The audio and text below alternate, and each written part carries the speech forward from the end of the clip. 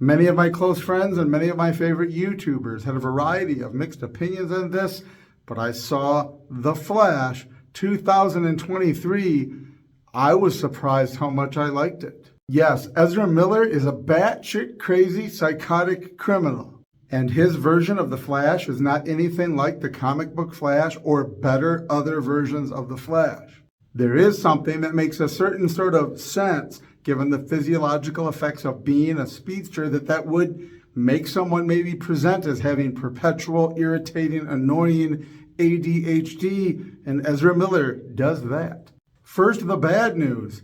Yeah, we're all pretty much tired of multiverses and changing the timeline and slipping in and out, and it is definitely all about that. The movie takes, again, Flashpoint, something that there are better versions of, and turns it into a movie. While not exactly woke by definition within the plot, or overwhelmingly so, there are at least three things that make you just shake your head and roll your eyes at how Marxist they are. For reasons unknown, in the Justice League movie, apparently Barry Allen, at least it's suggested, was suddenly a Jewish boy. In this version, he's suddenly Spanish or Latin. Apart from not being able to stick to a group identity, there is also the fact that when exposed to the truth lasso, Batfleck actually makes the statement, if I really wanted to fight crime, I'd eliminate poverty, which is a whole steaming pile of communist lies. And when we finally do meet this new, all different version of Supergirl, she says, I came to this planet for refuge and they locked me in a cage. That being said, nothing in this movie nearly approaches Supergirl the series, with all the dreamer, transsexual, illegal, alien, you name it stuff, as much as they could possibly spew mixed together. This film does not feel like that. There's just these stupid, very ignorant, cringeworthy things quoted. And as you may have heard, the special effects really stink in a lot of places. Now here's what they've done right.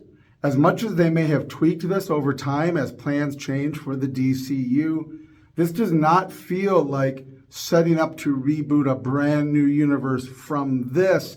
It ends up feeling much more like the original intention of Crisis on Infinite Earths, the comic book event, to wrap up all of the loose ends of the DC universe, condense it down into a manageable thing.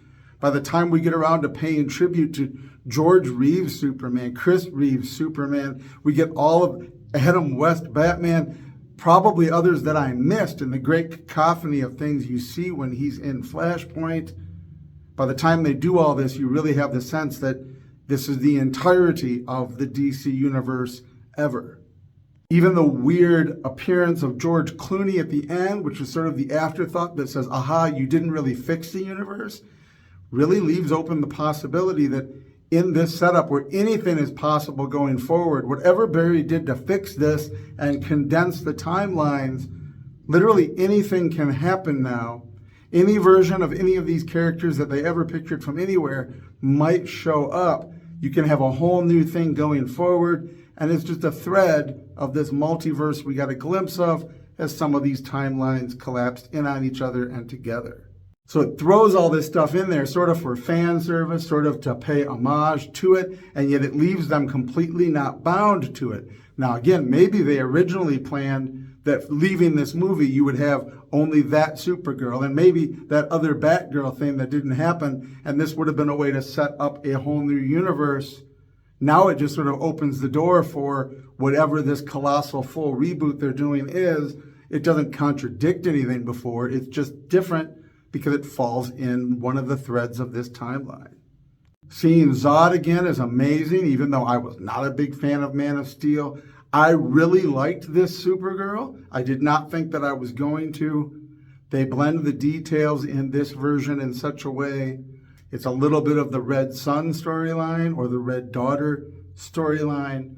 They even explain why she's got dark hair and looks different, because in this version, this universe, she's the one that's carrying the codex.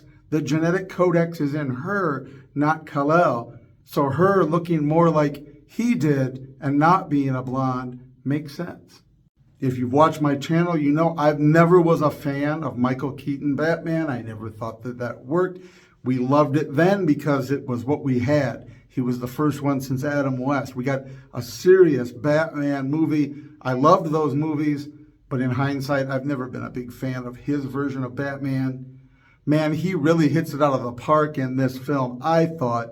Rather than feeling like some tired homage that just shows up, his age and sense of authenticity, plus the nostalgia, it really drove home this Batman. I actually like his other Batman performances more now in view of this. It was really well done. And having Batfleck at the beginning, who is my overall favorite Batman, I love the little cameo by Clooney. I know that was a lousy movie. I reviewed it here. But again, it ties in when you're going to show the Christopher Reeve era, the George Reeves era, when you're going to flash back to all of this and tie it in, it just made sense. I watched much of the Arrowverse up until Crisis on Infinite Earth, which they handled well in that version, as best they could with Bat-limited characters and universe. After that, it all went to pot. This felt like the best thing DC has done since then, of pulling in all of their various universes that they could, paying homage to them, bringing them into the story, tying it all together, and like I said, leaving it wide open to move forward. There's a lot of humor in The Flash. I laughed more at this than I have at movies that are allegedly comedies for a long time. In places, it's a little much and begins to take away from the tension. But again, nothing horribly so. Despite his gross criminality in real life, Ezra Miller does as good a job as you can do with his take on Flash.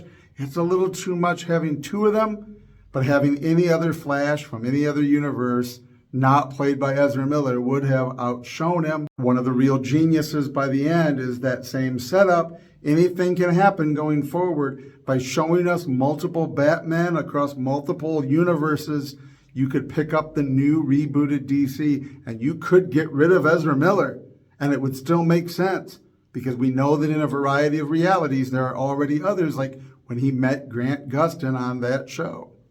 The weird post-credit scenes that seem to be making fun out of Jason Momoa's Aquaman, they joke about him a few times in the movie, feels like bad form if you're trying to set up for yet another lame duck movie in this lame duck universe, but they did it. Maybe that will tie in with that Aquaman sequel in some scene, some crossover with The Flash that also indicates that going forward, you may or may not have a different Aquaman. Maybe that was the point, and maybe there's reasons for why, well, he was a stumbling idiot. Having heard so many people talk about it, and I got the idea that it was a mixed bag, I was increasingly wanting to see it myself because little clues that they give away in that suggested maybe there's more there than I'm getting. Despite everything and all my expectations, I really liked this movie.